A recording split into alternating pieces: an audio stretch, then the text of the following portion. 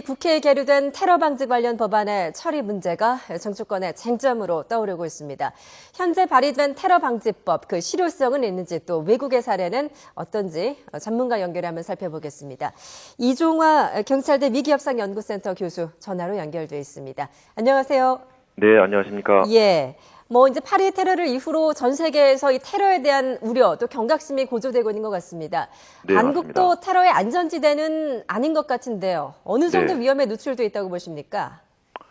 사실 테러의 안전지대라고 얘기하기는 좀 곤란하지만 사실 그 미국이나 영국, 프랑스, 이태리 같이 주요 말하자면 이번에 IS의 그 공습에 직접적으로 참여한 국가를 대상으로 하기 때문에 어떤 테러의 목표라는 면에서는 조금 그런 나라보다 우선순위에 떨어지기 때문에 그런 나라보다는 좀 안전하겠지만 완전하게 안전하다 이렇게 평가하기는 좀 곤란하겠죠. 예.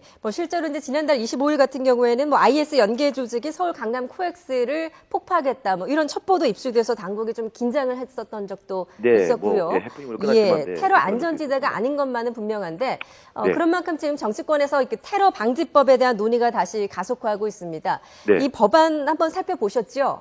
네, 법안 살펴봤고 관계 논문도 제가 쭉 검토해 봤고요. 네. 예. 어떻게 좀 생각을 하십니까?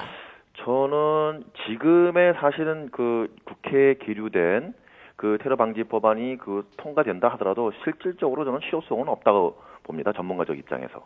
예. 왜 어떤 면에서 실효성이 없다고 보시죠? 현대 테러리즘의 가장 큰 특징은 대량 살상을 목표로 하기 때문에 사실 사전에 많은 정보 수집과 그다음에 일반적인 수사 활동의 강화 이런 걸 통해서 사전 예방에 중점을 두는데 현재 국회에 계류 중인 법안을 검토해 보면 대부분의 이 법안 내용을 직제에 많이 투입을 하고 실제로 테러 활동을 실제로 감시하고 예방할 수 있는 최일선에 있는 사람들한테는 어떠한 재량권도 주어지지 않기 때문에 예.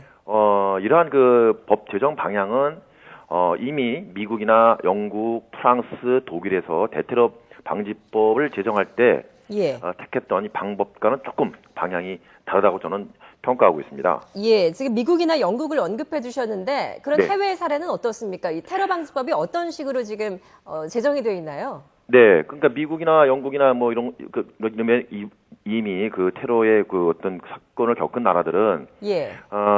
일단 제일 중요한 건 이제 정보가 공유가 되겠죠. 그래서 사실 9.11 테러가 일어난 가장 큰 원인의 하나가 미국 정보 당국은 정보기관의 정보 독점에 있다 이렇게 평가를 하고 정보 공유를 일종의 강제한 면도 있고요. 예. 그다음에 수사 권한을 굉장히 강화했습니다. 예. 예를 들면 감청 신청을 한 군데만 하더라도 미군 전 국토에 다 감청을 할 수 있도록 굉장히 수사기관에 많은 권한을 준 것이죠. 예. 그러니까 여러 수사기관의 권한을 다 분산해서 줬다는 말씀이신가요? 네, 맞습니다. 네, 사실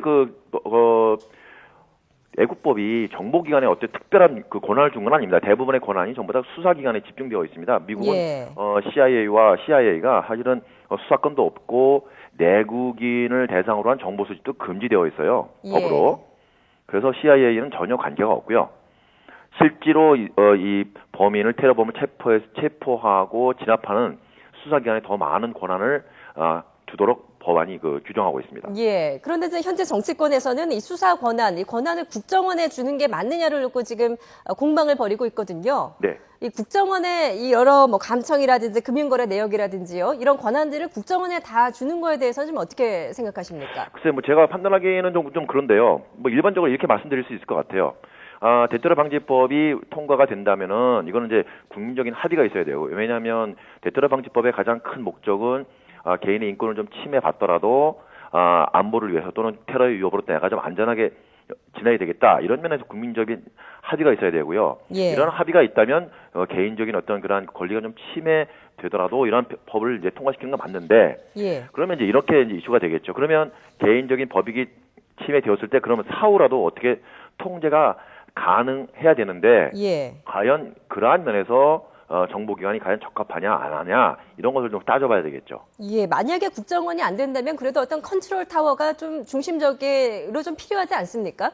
네, 필요하다고 봅니다. 왜냐하면 이제 테러라는 것이 사실 종합적인 어떤 대책이 필요합니다. 사전 정보 수집을 통해서 예방도 중요하지만 또 이번 파리 폭탄 테러와 같이 사실 프랑스 경찰도 굉장히 그 대테러 면에서 굉장히 강한 일단 정보 수집력과 진압 능력을 가지고 있거든요.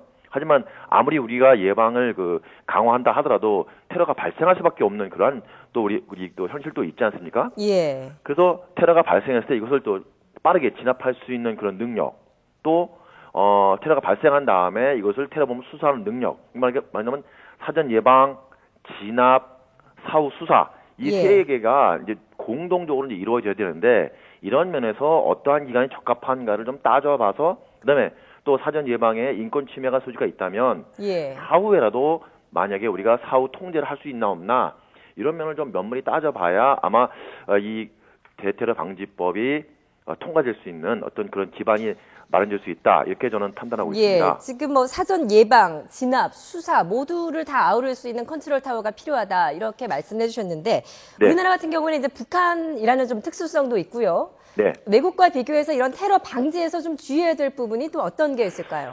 네, 북한과 면에서는 저희들이 사실 북한과 대치한 이후에 우리가 뭐 통합합의법이라든지 이런 법을 통해나 이 직책을 통해서 사실 북한의 위협에 대해서는 사실 저희들이 굉장히 잘 준비되어 있다고 저는 생각하고 있습니다. 다만 현대 테러는 뭐냐면 이제 말하자면 뭐 외로운 늑대형대 뭐 어떤 그런 테러라든지 또는 자살폭탄 테러라든지 그러니까 말하자면 현재 종교 테러리즘은 테러리스트와 그렇지 않은 사람의 구분이 굉장히 힘든 좀 새로운 위협이죠. 이러한 면에서는 우리가 좀 더 적극적으로 대응할 필요가 있다 이렇게 생각하고 있습니다. 예, 알겠습니다. 테러 방지법에 좀 조속한 처리가 이루어져야 될 것 같습니다. 지금까지 이종화 경찰대 위기협상연구센터 교수와 함께 말씀 나눠봤습니다. 말씀 잘 들었습니다. 네, 감사합니다.